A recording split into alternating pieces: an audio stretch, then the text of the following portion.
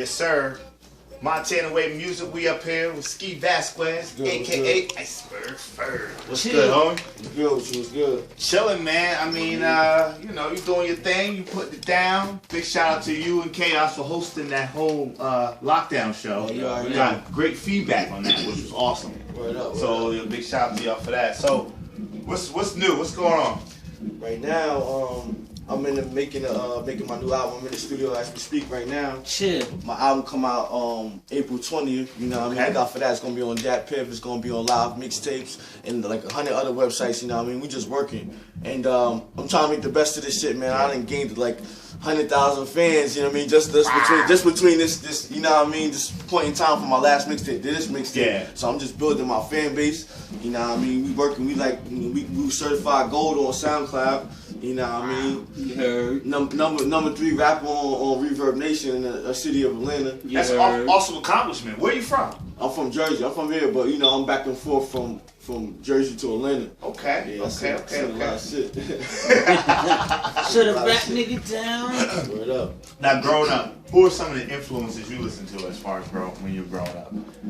When I was growing up, I was a real hip hop head. Like my first real favorite rapper was Snoop. Snoop Dogg was my first real favorite rapper because he came in the 90s. Yeah. I was born in 85. So coming up in the 90s where it wasn't no Jay-Z, it was just Nas and LL and like Snoop.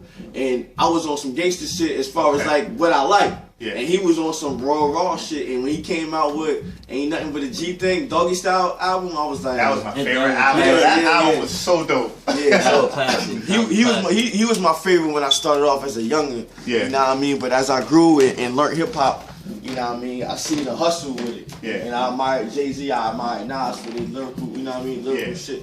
And as far as Snoop, like when he came out, like Snoop's still in the game, so that longevity.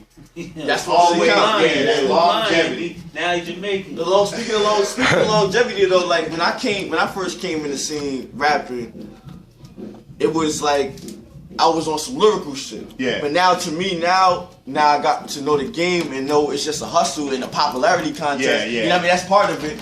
I learned that like when I come out now, it's about making a good song. Yeah. It's not even about being lyrical and who got the hottest bars because the niggas with the hottest bars they ain't even on right now. I mean, look at Cassidy or niggas that's in the street that's really spitting that real shit, but they not on like that. You know what I mean? I can name a whole bunch of rappers that's like that, but they ain't on. Now, hip hop generated in 1970 in the Bronx. Yeah.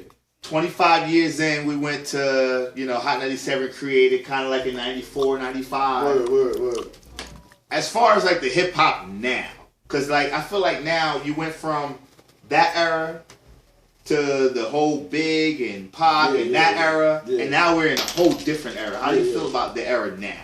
Well, the era now, I think hip hop is great right now. You know what I mean? I feel like it's almost fake though. You know what I mean? Because like the real artists, like I said, the real artists that's supposed to be on, they not on. The real people who put in work ain't on right now. Because I've been putting in work since I was like 12, 13, like trying to make mixtapes with dudes. I was selling mixtapes in high school, you know what I mean, trying to get on. But, you know what I mean, like I've been there and done that.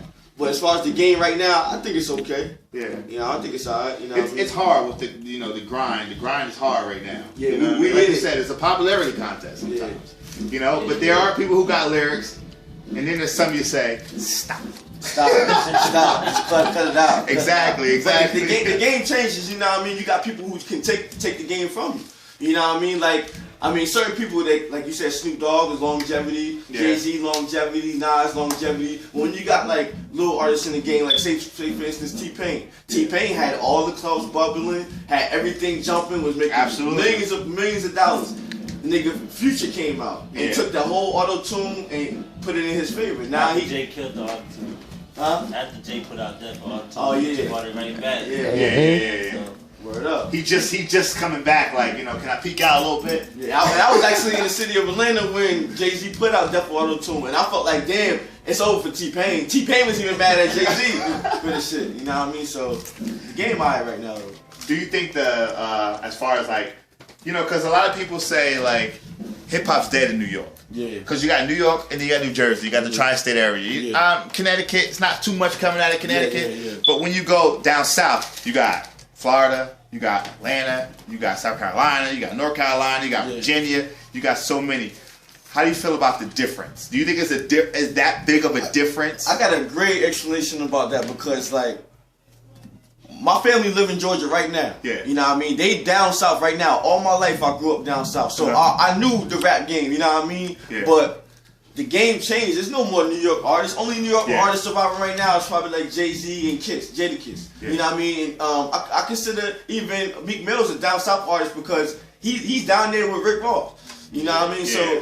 So the game up here, these rappers is dead out here. I'm from New Jersey. But I lived a majority of my life in Atlanta and Georgia, so I base my music Delaware and down. They got the clubs popping, they got the young people out there bugging. You know what I mean? Nobody's trying to sit down and really think about what you're saying no more. Yeah. You know what I mean? People are literate to music and, you know what I mean? It ain't really worth to be lyrical when you can just make a hot song and make $1 million off of one song. Yeah. You know what I mean? So do you have a song as far as like something that means something to you, but you also got it popping at the clubs? You know what though? That's one thing I'm in the process of doing right now. I got a song on my last mixtape featuring my man David Jerome, and it was like I told you I'll be back. Yeah. And I told him I'll be back. That was a song about telling my mom, telling my sisters I'll be back to come get y'all, come feed y'all this money, come support y'all. Yeah. You know what I mean? But for now I'm in the streets and I'm doing what I gotta do. But that song meant a lot to me because like I'm telling them I'll be back, but right now I just can't do it right now. Yeah. You know what I mean? So that song meant a lot to me. But it got a popping beat. It might be played in the club. Yeah. You know what I mean? It's good, you know, taking negative to a positive, and then you know what I mean. Yeah, but I think the New York rap it's still in there, but I think it's dead. And I cater all my music from Delaware and down. That's for all my music for. My music not even, it's for NJ because I rep that all day. Exactly. And I want fans here. I want them to love me here. Yeah. But they need to know, New York needs to know that it ain't that lyrical shit ain't even popping no more. Actually, I thought you was famous, like real famous, like, you know, big news. Cause I you know, when you go on Facebook and you go on social media, you kind of go in there, you see all this music, and I listen to a lot of music, and I'm like, oh, he's Montana Way. Yeah. I had no idea. You know what I mean? Actually, to speak on Montana Way, I knew Ziggy from Dylan. You know what I mean? Yeah. I could put this on camera because I ain't really getting my hands filthy like that. I don't give a fuck about him cop and nothing like that. But right now, like I met Ziggy a long time ago when I was like 16. Yeah. You know what I mean? I met him through Dylan, and I knew the big dudes he knew. Yeah. And I was young as hell. He was like 10 years older than me. And I met him across, like, you know what I mean, different people. Right. So my first cousin came knocked on my door one day like, yo, I got my dude right here. We want to do business. We know you rap. Let's get it. So I ain't take nothing by it. I was still rapping my, like, up north shit. I was rapping my bars and battling niggas. I wasn't even about that. So I moved to Atlanta. Yeah. And my nigga True was in Augusta. He hit me. This is on MySpace. This is how long ago this was. I was on Chaos. I was on MySpace, bro. I was on MySpace. My nigga Ziggy, my nigga True hit me on MySpace like, yo, you still doing music? I'm like, yeah, I still got the bars. He said, let's do it then. I said, yo, I'm in Atlanta. I said, where you at? He said, I'm in Augusta. That's an hour and 20 minutes away from each other. So he came to get me. In the Charger, had the big boy shit, came to get me, bro. Boss. Yo, straight Boston. Yo, you know what I mean? Came to get me. He brought me to the trap spot where he was at in Augusta. Mm-hmm. You know what I mean? And we was tight, like he couldn't take us apart ever since. You know what I mean? But right now he in Augusta and I'm here, we still doing business. That's awesome. Sit in that limo. Yeah. Half the time it feels like he in Jersey, because you know what I mean? Yeah. Remember when he called the station up? Exactly. He called up the station. That's my whole right there. Yeah, Ziggy got the whole Montana Way bubbling right now. Shout out to Chaos. He a new artist on Montana Way, and it's just all about progression and growth, man. You know what I mean? The Big God team is, you know what I mean? He could blow. And when he blow, like I got songs with him, we gonna push all of this shit. I'm gonna support him. You know what I mean? It's not even about me. You know what I mean? My nigga JQ, he might have a song that blow. Yeah. You know what I mean? And it's about supporting him. It's the team, yeah. I was just listening to Rick Ross the other day, and I was listening to some interviews when he was talking about 50, him and 50 beefing. Yeah. And when him and 50 was beefing, he was like, yo, I'm not fucking with 50 because he don't help the entrepreneurs trying to get on. Mm-hmm. You know what I mean? I was feeling him on that. I like 50, but I'm just saying I was feeling Ross as far as the entrepreneur. Yeah. And I consider my man, both of my men's entrepreneurs trying to get on. Yeah. So if they trying to get on and they got something that I don't got, I'm going to help them so I can get on. So that's how I go. That's why I'm glad Diddy got that Revolt TV going on right Yeah, now. Diddy. Yeah, that shit is big too. You know, and then he ripped a lot of motherfuckers off. Yeah, he did. He's basically for real. Hey, we might not want to talk about him. He might sue us. Hey, I'll sign for you, but I ain't walking to get no cheese. Because you know everybody's rapping. When did you say I'm nice out here in the streets right now? You know what though? I said that when I always knew that. Because you know what I mean, I'm a God-fearing dude, and I believe in God, and God gave me this gift since I was young. I didn't just grow up and just put a pencil and pad in my hand. Yeah. My first rhyme was about the moon and the stars, because I was feeling like Wu-Tang at the time. I was feeling them too. So I picked up a pen like, fuck that, I can do this too. You know what I mean? So I was writing about the moon and stars and building, you know what I mean? And everybody around me was God body at the time. And I was like in 6th grade. I wrote my first rhyme in 6th grade. You know what I mean? So I've been doing that ever since. And by the time I got in high school, 9th grade, I was battling motherfuckers. You know what I mean? This is when all the battling was out. You know, you had Dipset out. We watching Meek Mill's in the middle of Philly on TV. We watching him battling motherfuckers. You know what I mean? So when I first heard niggas was telling me I was hot, I'm like, I took that and ran with it. Yeah. You know what I mean? And I'm still getting that. I ain't gonna stop for nobody. See, I went to school with Chaos. I missed you all those times, you know, banging on the table. Yeah, man. I had the cafeteria packed, yo. Yeah, you know what it was? I was just hot, and I was just doing Boney Tony parties, just freestyling out in her backyard. You know, I wasn't writing none of that. But you know what's crazy though? I had a lot of like motivation when it came to that. Like, you know what I mean? Like you said, niggas in high school, I had that motherfuckers beating on the table. I had a DJ. Yeah. And I'm explaining my first mixtape and all that, but I had a DJ, make it short. I had a DJ Reem. I don't know if you know him or not. But I heard Reem, yeah. Reem was responsible for my pre-success. Right now, I can tell him that to this day because he put out my first mixtape. It was raw. I spit with my man Bless and my man King P. Rest in peace, King P. You know what I mean? We was all in the basement, microphone, karaoke machine, beats. Him recording the whole thing for an hour. He put it out in school, made like $400 or $500 just off the CD. And you know what I mean? Ever since then, I'm like, yo, I'm doing this shit. You know what I mean? That's what it was. That's what's up. So this mixtape you got coming out now, you got it. What's the title of it? Rich Dreams Come True. Rich Dreams Come True. Yeah. All right. How many tracks you got on it? It's undecided yet. Right now, it's probably gonna be 21 at the most. Nice. Yeah, I'm in the studio right now working on it. Me and Chaos just did a track together called Maybach Dreams. Ain't got nothing to do with Maybach music. Don't got nothing with Dream Chasers. Right. Ain't got nothing to do with that. Right. This is how I really feel. My rich dreams that I'm having, these dreams that I'm telling you, them shit's about to come true. And I ain't even playing time. I feel you because I be feeling the same way. Yeah, I'm about to throw all of my Hot 97. I'm taking over that month. I feel you. Yeah. Understand. Lockdown. Yeah, A1 in the building. I started off and you know I was doing like playing regular music and it just wasn't working out. Yeah. And then somebody hit me up from the streets. They said, "Yo, take my record out," and I'm like, "This is what I'm about to focus on." Have you ever been down south like DJing or watching DJs down south? Nah, I never really been down south to do anything other than just drive through.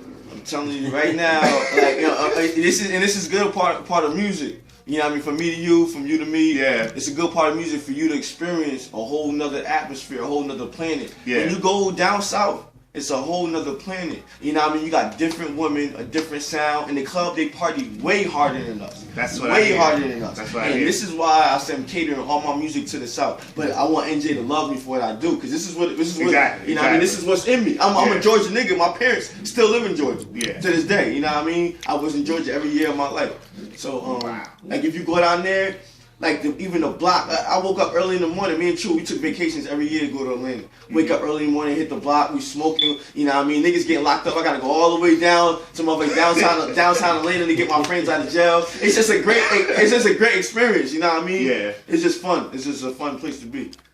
Yeah, I gotta get down there and like chill a little bit. You'll change your mind, your perspective about rap when you go down there. Yeah. Straight up. Because a lot of people, I chill a lot in New York, and that's all they talk about. It's so many states down south. Yeah. That's why, they run it-ish right now, you know what I mean? Because there's so many down there. It's just New York and Jersey. Nah, it's just their time. It's just their time. Yeah. You know what I mean? It might go back, it might not. They also support more their independent artists too, though. Yeah. There'd be a lot of independent waves down there.